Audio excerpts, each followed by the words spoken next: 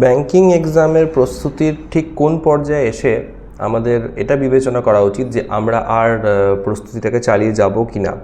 এটা একটা বিরাট বড় প্রশ্ন ক্যান্ডিডেটসদের মধ্যে, বিশেষ করে যারা 2 বছরের ঊর্ধ্বে প্রিপারেশন চালিয়ে যাচ্ছে এখনও পর্যন্ত, কিন্তু সফলতার শিখরে এখনও পৌঁছতে তারা সমর্থ হয়নি। নমস্কার বন্ধুরা, আমি নীলাঞ্জন, ব্যাংকিং মেন্টর চ্যানেলে তোমাদের সকলকে স্বাগত জানাই। তো recently 1 April IBPS PO clerk specialist অফিসারের রেজাল্ট আউট হয়েছে, তোমরা সকলেই জানো।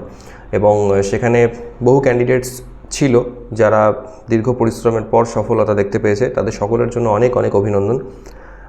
তাদের নিয়ে আমি বিশেষ কিছু আলোচনা করব না এই ভিডিওতে, কারণ তারা অলরেডি নিজেদের কাঙ্ক্ষিত লক্ষ্যে পৌঁছে গেছে এবং তাদেরকে গাইড করার জন্য এখন অনেক সোর্সেস অ্যাভেলেবেল আছে। কিন্তু তাদের কি, যারা এখনও সিলেকশন পেতে ব্যর্থ হয়েছে, যারা এখনও সিলেকশন পেতে বাকি রয়ে গেল, তাদের মধ্যে অনেকে আছে যারা এই প্রথমবার হয়তো মেন্স এক্সামে বসেছিল, অনেকে আছে যারা হয়তো এই নিয়ে সেকেন্ড অ্যাটেম্প্ট করছে বা থার্ড অ্যাটেম্প্ট করছে, কিন্তু এখনও দেখা যাচ্ছে কিছু কিছু মার্কসের জন্য তারা স্টিল মিস করে ফেলছে। তো তাদের এখন কি করা উচিত? তাদের মধ্যে একটা সেলফ ডাউট চলে আসছে, আমাদের কি আর প্রিপারেশন করা উচিত? আমাদের দ্বারা কি আদৌ হবে?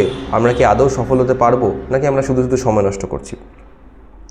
তো প্রথমে আমি একটা জিনিস বলবো যে এখানে দুই ভাগে আমি ভাগ করবো দুটো ক্যান্ডিডেটস টাইপকে।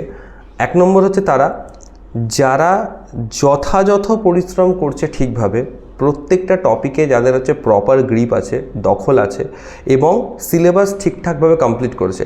এমন এমন ক্যান্ডিডেটসদের কথা আমি কিন্তু এখানে বলছি না যে ম্যাথ রিজনিং খুব ভালো পারি, ইংলিশ একেবারেই উইক। এবং মজার বিষয় যে জায়গাটা উইক সেটাকে ঠিক করার কোনো প্রচেষ্টা বা সময় দেওয়া আমি কিন্তু করছি না। এরকম ক্যান্ডিডেটসদের কথা কিন্তু আমি এখানে বলছি না, আমি তাদের কথা বলছি যারা কম বেশি দুর্বলতা সব সাবজেক্টেই কারো না কারো থাকে। প্রত্যেকটা সাবজেক্ট ইকুয়ালি ব্যালেন্সড হয় না, কারো ম্যাথস ভালো হয়, রিজনিং ভালো হয়, ইংলিশ উইক থাকে, কারো ইংলিশ ভালো হয়, ম্যাথস ভালো হয়, রিজনিং উইক থাকে, কারো কারেন্ট অ্যাফেয়ার্স উইক থাকে, এরকম করে ব্যাপার স্যাপার হয়ে থাকে। কিন্তু মোদ্দা কথা, যেটা স্ট্রং এরিয়া সেটাকেও যেমন আমি নিয়ে চলছি, যেটা উইক এরিয়া বা মডারেট এরিয়া সেটাকেও আমি ব্যালেন্স করার চেষ্টা করছি ইকুয়ালি। ঠিক আছে? তো এইরকম প্রজাতির ক্যান্ডিডেটস যারা রয়েছে, যারা অনেস্টলি পরিশ্রম করছে এবং কিছু মার্কসের জন্য শর্ট হয়ে গেছে, তাদেরকে আমি একটা কথাই বলবো যে ডোন্ট লুজ হোপ। যদি বয়স অনেকটা বেড়ে গিয়ে থাকে, লাইক 27, 26 এরকম মতন যদি বয়স হয়ে গিয়ে আছে, তো তাদের ক্ষেত্রে আমি বলবো যে এই বছরের পর একটা ট্রাই করতে পারো যে তুমি ব্যাকগ্রাউন্ডে একটা পার্ট টাইম জব খোঁজার চেষ্টা করতে পারো। এটা আমি একটা রেকমেন্ড করতে পারি। আর যদি নেহাতি খুব উদ্বিগ্নতা মনে হয় যে জব সিকিউরিটির ব্যাপারে, কারণ হচ্ছে একটা মনে একটা ভয় থেকেই যায় যে আমি যদি ব্যাংকিং প্রিপারেশন করছি, এই প্রিপারেশন করতে গিয়ে আমি যদি সফল না হই তাহলে হোয়াটস নেক্সট, ব্যাকআপ কী আছে আমার? কারণ এরপরে যদি কোনো প্রাইভেট সংস্থায়, বেসরকারি জায়গায় আমি যদি কাজ করার চেষ্টা করতে যাই, ইন্টারভিউ দিতে যাই, আমাকে প্রশ্ন করা হবে যে তুমি গ্র্যাজুয়েশনের পর এত বছর কী করলে? ব্যাংকিং এক্সামের প্রিপারেশন করেছি বা পরীক্ষা দিয়েছি, এটাকে কিন্তু কোনো একটা ভ্যালিড রিজন হিসেবে তখন দেখা হবে না। তো তখন এটা কিন্তু ক্যারিয়ার গ্যাপের মধ্যে একটা পড়তে হবে আমাদেরকে, এবং তখন এটা কমপ্লেক্সিটি তৈরি হয়ে যায় সিভির মধ্যে। তাই এই ভয়টাও থাকে। তো যদি নেহাতি যদি উদ্বিগ্নতা মনে হচ্ছে, তাহলে একটা পার্ট টাইম জব, একটা অ্যাক্টিভিটির মধ্যে নিজেকে ইনভলভ করার চেষ্টা করতে পারো, কিন্তু এমন অ্যাক্টিভিটি নয় যার জন্য তোমার এক্সামটা হ্যাম্পার হয়। মনে রাখবে তুমি কিন্তু একদম আপার লেভেলে পৌঁছে গেছো, একদম জাস্ট আর ওই একটা স্টেপ বাকি, একটা স্টেপ হয়তো এই বছর হয়নি, কিন্তু আগামী বছরের নোটিফিকেশনে হয়তো সেটা হয়ে যাবে। ঠিক আছে?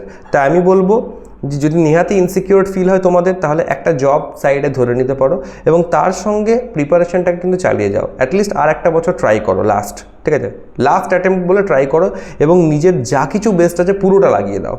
তারপরে যদি না হয়, যা হবে দেখা যাবে।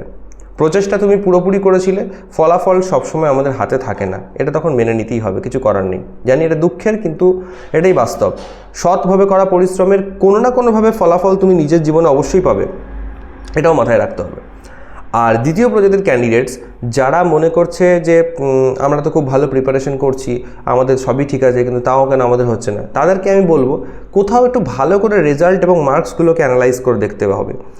এমন নয় তো যে কোনো একটা সাবজেক্ট, পার্টিকুলার একটা সেকশন যেটা বারবার আমার বিফলতার কারণ হচ্ছে এবং আমি ওটাকে ওভারলুক করে যাচ্ছি, আমি ওটাকে ভালো করে সময় দিচ্ছি না, কেয়ার করছি না। এইটার কিন্তু মূল্যায়নটা খুব দরকার। তো দেখতে হবে যে কোন সাবজেক্টে আমার গাফিলতি হয়ে যাচ্ছে, কোন সাবজেক্টটা আমি মিস করে ফেলছি বা ওটাতে আমি প্রপারলি টাইম দিচ্ছি না, যেটার জন্য আমাকে বারবার বিফলতার মুখে পড়তে হচ্ছে। যদি সেরকম কোনো জায়গা থাকে, সেটাকে অবশ্যই আমরা ফিক্স করার চেষ্টা করব। ফিক্স করে সামনের বছর আবার আমরা বেটারভাবে এক্সাম দেওয়ার চেষ্টা করব। এটা আমাদের লক্ষ্য অবশ্যই হওয়া উচিত। আর কারোর যদি মনে হয় যে না অনেক দিন ধরে ট্রাই করছি, আমার হচ্ছে না, একদমই তুমি মানে আউট অফ ট্র্যাক আছো, মানে nowhere near to cut off. তোমার যেখানে দেখা যাচ্ছে হয়তো মানে কাট অফ সামথিং কিছু একটা গেছে, তুমি দেখা যাচ্ছে প্রায় 15-20 নাম্বার পেছনে আছো কাট অফ থেকে। হ্যাঁ, তুমি একটা সাবজেক্ট হয়তো ভালো করে মাস্টার করতে পেরেছো, কিন্তু বাকি সাবজেক্টসগুলো প্রপার প্র্যাকটিস করা সত্ত্বেও তোমার আসছে না, কিছুতেই তুমি ধরে উঠতে পারছো না। তো তখন তোমাকে নিজের সাথে নিজে একটা প্রশ্ন করতে হবে, ক্যান আই ডু ইট? আমি কি নিজের সম্পূর্ণ চেষ্টা করে তারপরেও আমি পাচ্ছি না, এরকমটা কি হচ্ছে? যদি তুমি নিজের 100% এফোর্টস দেওয়া সত্ত্বেও যদি বিফল হও, যদি না পারছো বা দেখছো যে না আমি একদম কাছাকাছিও পৌঁছতে পারছি না, তাহলে আমি তোমাদেরকে বলবো you can quit your preparation. এই জায়গাতে তুমি কিন্তু নিজেকে থামিয়ে দিতে পারো, এবং তোমার জন্য পারফেক্ট যেটা পথ, তুমি যদি অন্য কোনো এক্সাম ট্রাই করতে চাও তুমি সেদিকে যেতে পারো, বা তুমি যদি অন্য কোনো মানে অকুপেশনের দিকে যেতে চাও, প্রাইভেট জব হয়ে গেল, ফার্মাসিস্ট জব হয়ে গেল, বা যে কোনো ফিল্ড হয়ে গেল, তুমি যেটা তুমি কমফর্টেবল মনে করছো তুমি সেই দিকে নিজেকে এক্সপ্লোর করতে পারো। বাট তোমার যদি এটা মানে মেকশিওর করা দরকার যে আমি 100% নিজে দিয়েছিলাম, তা সত্ত্বেও আমি কিন্তু রেজাল্ট পাচ্ছি না, তা সত্ত্বেও কিন্তু আমার হচ্ছে না, এটাকে আগে মেকশিওর করা দরকার। তুমি 100% এফোর্টস দিচ্ছ না, তা সত্ত্বেও রেজাল্ট আসছে না, সেটা দিয়ে বিচার করা কিন্তু সম্ভব না। আগে এফোর্টস তো দাও, তারপরে তো বুঝবে যে আমার হচ্ছে কি না হচ্ছে, আমি পারবো কি পারবো না। পুরোপুরি এফোর্ট দেওয়া সত্ত্বেও যদি দেখো না হচ্ছে না, তাহলে করে ইটস ওকে, তুমি এখান থেকে উইথড্র করতে পারো। ওকে, আমি বলবো না যে অহেতুক আরেকটা বছর ট্রাই করো, আরেকটা বছর ট্রাই করো, এরকম করতে করতে তুমি নিজের বয়সটা বাড়িয়ে দাও, নিজের সময়টাকে নষ্ট করো, আমি কখনোই বলবো না। কারণ হ্যাঁ, সব জিনিস সবার জন্য নয়, সব জিনিসে সবাই এক্সপার্ট নয়, এটা মানতেই হবে। আজকে আমি নিজে ব্যাঙ্কিং এক্সামে প্রিপারেশন করে একটা চাকরি পেয়েছি, ঠিক কথাই, কিন্তু আমাকে যদি এখন বলা হয় চলো ইউপিএসসির প্রিপারেশন করবো, আমি কিন্তু বলবো না ভাই, ওটা আমার জন্য নয়। আমাকে যদি বলা হয় যে চলো এসএসসির জন্য প্রিপারেশন করবো, আমি বলবো যে না, আমি ওটাতে খুব একটা কমফোর্টেবল নই, ওই এক্সামের যা ডিমান্ড বা যেটা দরকার সেটা হয়তো আমি ফুলফিল করতে পারবো না। তাই নিজেকে নিজের ক্রাইটেরিয়াগুলো খুব ভালো করে বুঝতে হবে, ঠিক আছে? এই মূল্যায়নটা খুব দরকার। বাকি যাদের সফলতা থেকে তোমরা একটুখানি মিস করে গেছো একটুর জন্য, হয়তো হোপলেস হয়ে পড়ছো, আমি বলবো ডোন্ট লুজ হোপ। তোমাদের কিন্তু খুব ক্লোজ যদি পৌঁছেছো, তার মানে এটাই ইঙ্গিত যে পরের বছর তোমাদের কিন্তু হতে চলেছে। ওকে, আমি নিজে বহুবার মেন্স দিয়েছি, বহু মেন্সে আমি বিফল হয়েছি। 2023 সালে যখন ফাইনালি আমি লাস্ট টাইম অ্যাপিয়ার করলাম, আমি ভেবেই নিয়েছিলাম হয় এইবার হলে হলো, নয়তো করে আই এম ডান, আমি আর আসছি না এই লাইনে, আমি আর ফিরছি না। আমি এরপরে পরীক্ষা দেওয়া বন্ধ করে 2024-এ আমি যে কোনো জায়গায় আমি জবে ঢুকবই, যাতে করে যে এক্সাম ক্লিয়ার করে এখানে জব পাই তাহলে খুব ভালো, আদারওয়াইজ আমি অন্য কোনো জবে ঢুকে পড়বো, যা আমার ভবিতব্যে আছে আমি তাই দেখে নেবো, যেটা হয়। কিন্তু এই লাস্ট বছরটা আমি নিজের কোনো এফোর্টসে খামতি রাখবো না, বেস্ট এফোর্টস দেবো। আরে এতগুলো এক্সামের মধ্যে অন্তত একটাও কি বের হবে না, একটাও কি ক্লিয়ার করতে পারবো না? তো সেই লক্ষ্যটাই রাখো যে ফাইনাল ওয়ান মোর টাইম আমি অ্যাপিয়ার করবো, নিজের বেস্ট দেবো, এতগুলো এক্সামের মধ্যে অন্তত একটা তো ক্লিয়ার হবে। আর তাতেও যদি না হয় তাহলে আমি দেখে নেবো অন্য কিছু, তখন আর আমি আর বলবো না তোমাদেরকে যে তুমি আরও একটা বছর ট্রাই করো। ওকে, তো বেস্ট অফ লাক। নতুন বছর, নতুন নোটিফিকেশান আসতে চলেছে তোমাদের সকলের জন্য।